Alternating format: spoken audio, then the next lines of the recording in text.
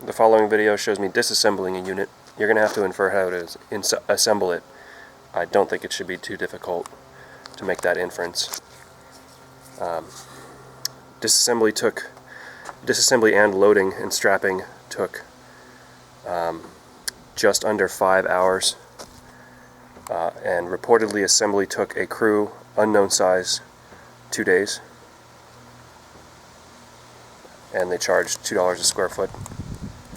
And they didn't use stainless fasteners, and there was a lot of rusted fasteners.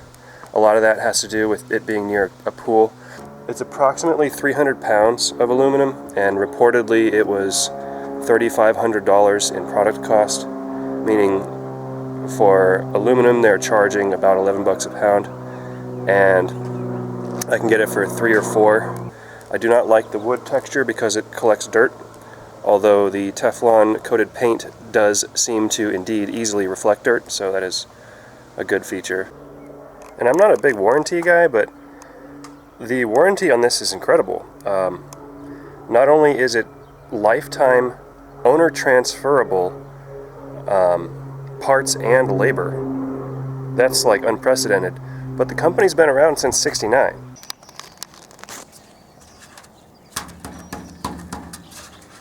Very thin.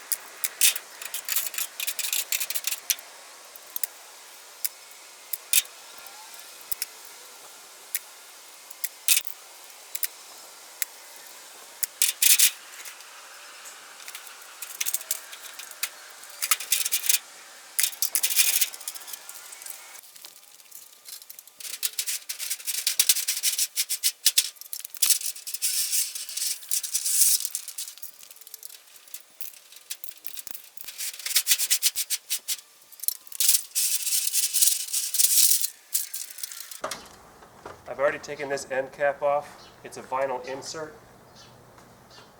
exactly like this, except up here it's held with a small screw that goes through the aluminum and then through here. It does not go through the lip here, it goes through this part.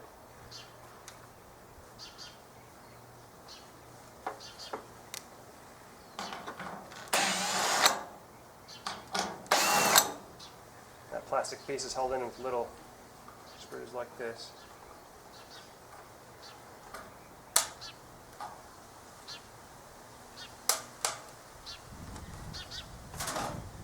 This is almost identical except a little wider.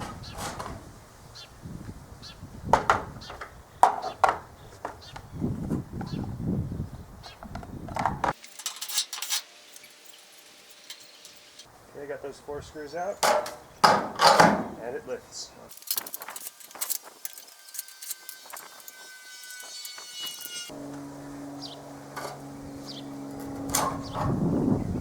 This beam weighs about 20 pounds. It's ridiculous. Maybe it weighs 15 pounds. It can't be more than 1 pound per foot.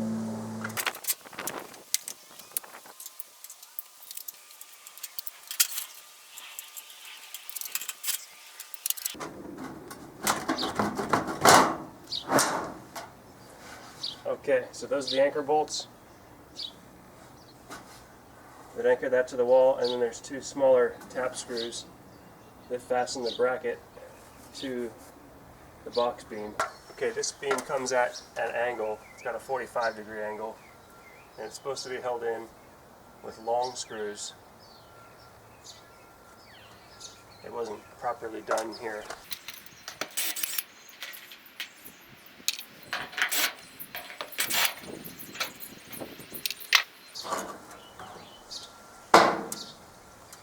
This bracket gets bent at a 45-degree angle, and the long screw is supposed to pierce here and pierce the rear of this bracket. And that gives it a pretty sturdy holding on the beam.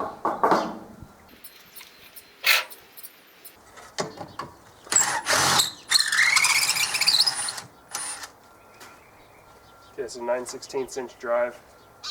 Looks like a 1/4 inch lag with a 1 inch smooth portion of the shaft.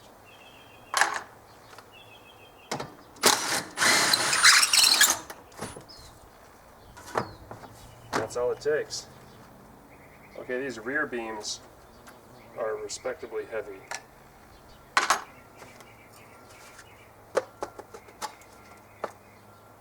They have wood in them.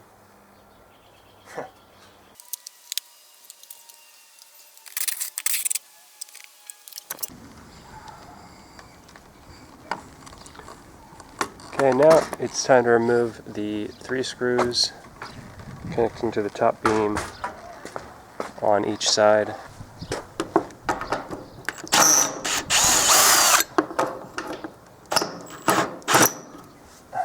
And that's a little awkward space.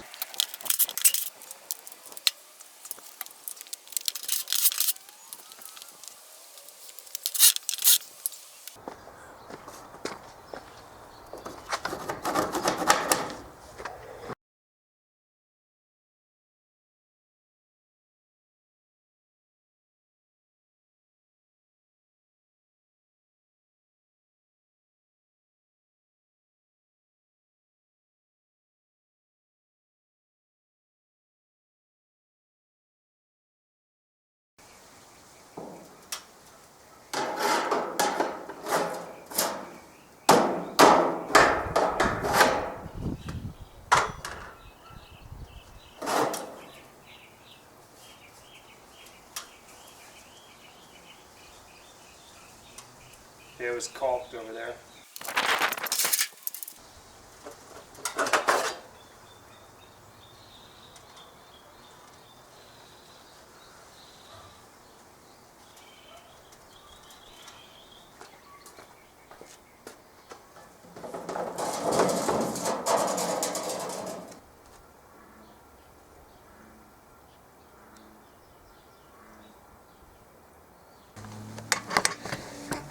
Okay, the large beam had a thickness of approximately 50 mils.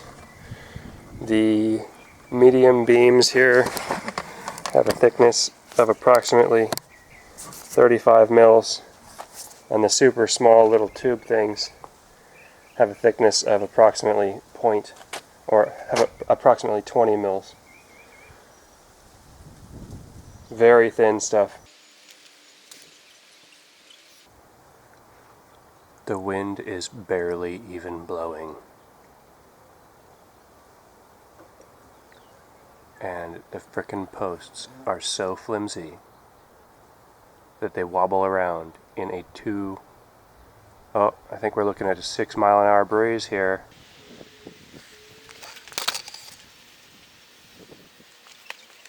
See my hat moving? This flap? Not moving at all. But this support is freaking wobbling around. They engineer these things to use as little material as possible. Okay, there are 3 screws on the other side I'm going to start with.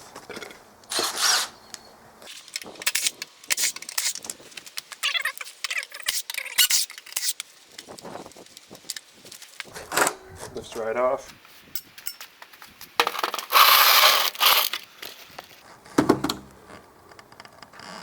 These are filled with styrofoam, and it's all just thin gauge aluminum. These are attached with caulk, it seems.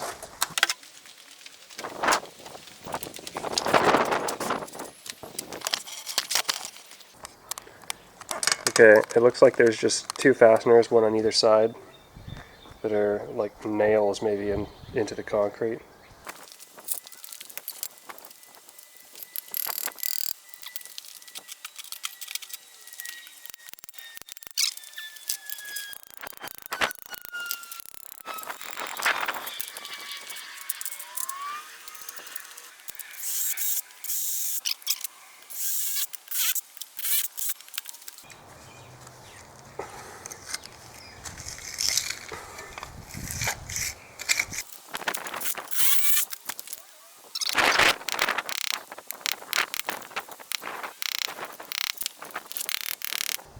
This is a Harbor Freight freebie screwdriver, by the way.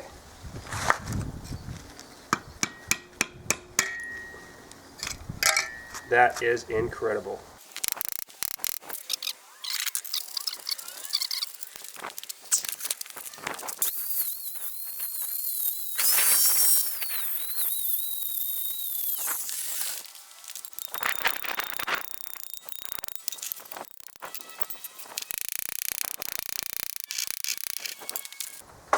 House beams with more than one fastening point only have one lag bolt per bracket.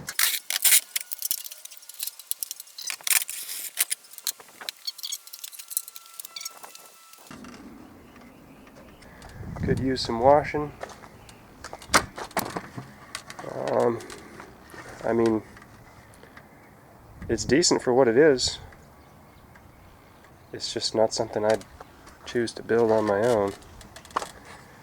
I will definitely use it.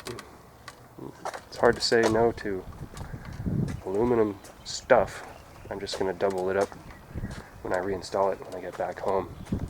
It'll only support half the area, and my support posts are going to be rather extreme. So, hope you found the video valuable anyway. Bye.